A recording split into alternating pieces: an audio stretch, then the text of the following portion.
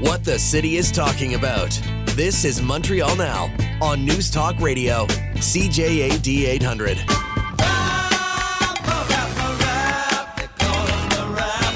That is James Mennie. He is over at the Montreal Gazette. And Jim, I understand you have some breaking news with respect to Francois-Philippe Champagne. What's going on? Yes, it appears that the how can I put it? The secretariat of the field of potential candidates for the head of the Quebec Liberal Party has said, "Nah, I'm not interested. Thank you. I'm not going to do it. No. My work here is in Ottawa, and whether it's as far as I'm concerned, it's a toss-up between does he want to try and pick up the pieces of the federal Liberal Party after Justin Trudeau leaves, or is it because, like most people who have any political sense right now, they recognize a dumpster fire when they see it. And right now, that's a condition of the Quebec Liberal Party. It's going to be a lot of heavy lifting just to get that thing back on its 2 feet. And there's no way you're going to win a government on your first try.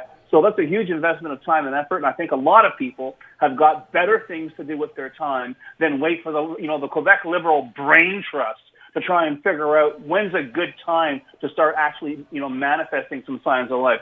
So Mr. Champagne is out, and it poses an interesting question because if he goes, I wonder if this is going to affect the reflection of Pablo Rodriguez and whether he is going to perhaps, err on the side of caution as well and figure it's not worth his while to get tangled up with the Quebec Liberals. But for sure, the name of Monsieur Champagne has been cited left, right, and center. Oh, this is the guy. They're waiting for him. They want him to come in. All will fall before him. And guess what? He's saying, thanks, but no thanks. I got better things to do with my time. All right, so scratch him from your bingo card, but Pablo Rodriguez still there. He hasn't said anything, I'm guessing, right? Well, he hasn't. Okay. He hasn't said he's going to run either. So it's going to be interesting to see whether the announcement by Monsieur Champagne is going to have an effect on and the reasons that a lot of people think are behind it will have an effect on his decision as well. But either way, a guy who is considered a very heavy hitter, a huge potential get for the Quebec Liberal Party, has said thanks, but no thanks. All right, let me move on to another big story. So we were talking earlier today about the rail strike, which is going to cost the economy a gazillion dollars by the time this is done, if it is allowed to continue. We understand just moments ago, Steve McKinnon, the Labour Minister, said this. As Minister of Labour, I am using my authorities under the Canada Labour Code to secure industrial peace and deliver the short and long-term solutions that are in the national interest. Under Section 107 of the Canada Labour Code, I've directed the Canada Industrial Relations Board to assist the parties in settling the outstanding terms of their collective agreements by imposing final binding arbitration.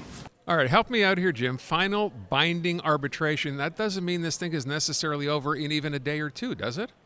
Well, I have to tell you, it's going to be over sooner rather than later. But let's back up a little bit here when we're talking about terms. It's not a strike, Aaron. It's a lockout. It's the companies that went on strike. It's the companies that locked out the employees because they couldn't get a deal. Now, that said, they knew they were pushing over a particular line of dominoes that would lead to this. I'm not entirely surprised that this is happening so quickly, but essentially they're going to short-circuit the entire negotiation element.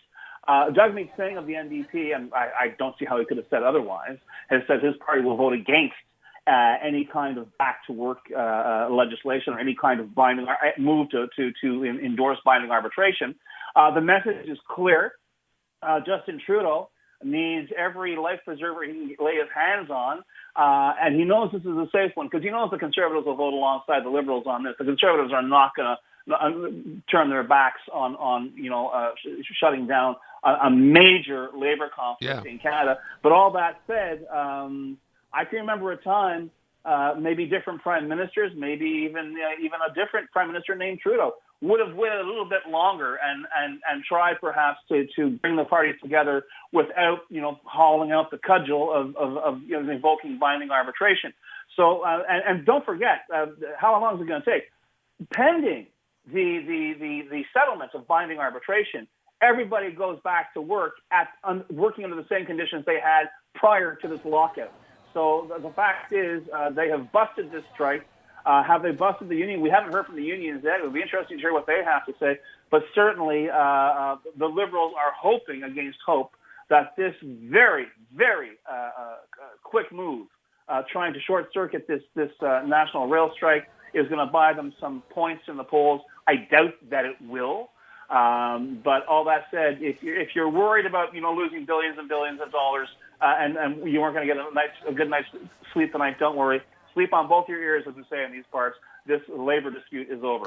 So let me ask the question, Jim. I didn't understand that. So that being the case, the fact that they're locked out here, and as you said, not on strike, does this offer the union an opportunity to say, no, we're not going to accept the situation, or are they forced to? Because what the minister has done has said the entire process of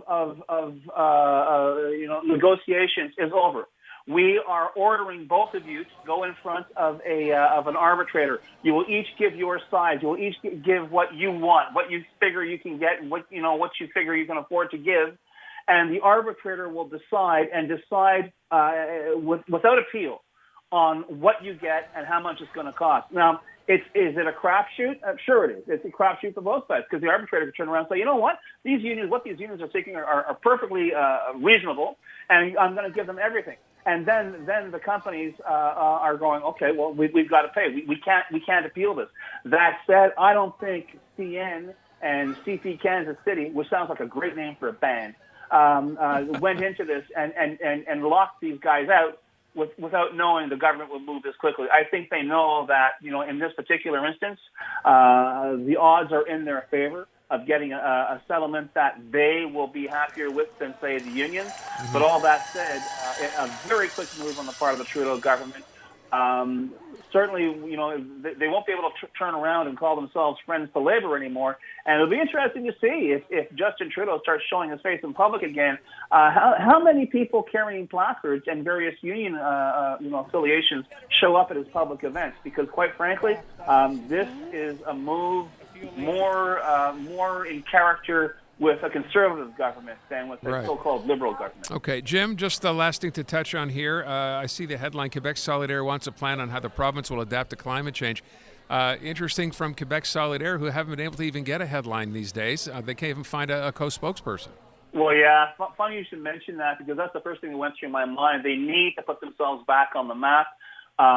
This is from the Captain Obvious school of politics, basically saying, well, we should be doing something about, we should be adapting to climate change. We all know that. I think maybe it might be better if Quebec Solidaire turned around and said, here's our plan to adapt to climate change.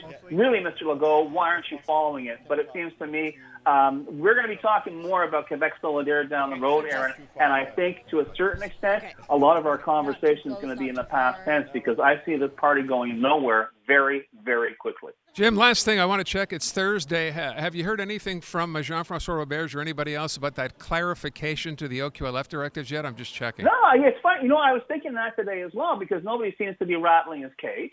And I guess, maybe late tomorrow, Friday, there might be a news up communique that'll say, you know what we said before. Nah, that doesn't count. It's not going to happen. That, personally, I hate to say it. I wish I could be more optimistic. I think that's exactly what's going to happen. That after, they'll say, after due consideration, nah, we forget about it. It's not going to happen. You're still going to have your certificate of eligibility, and that's it, and that's all.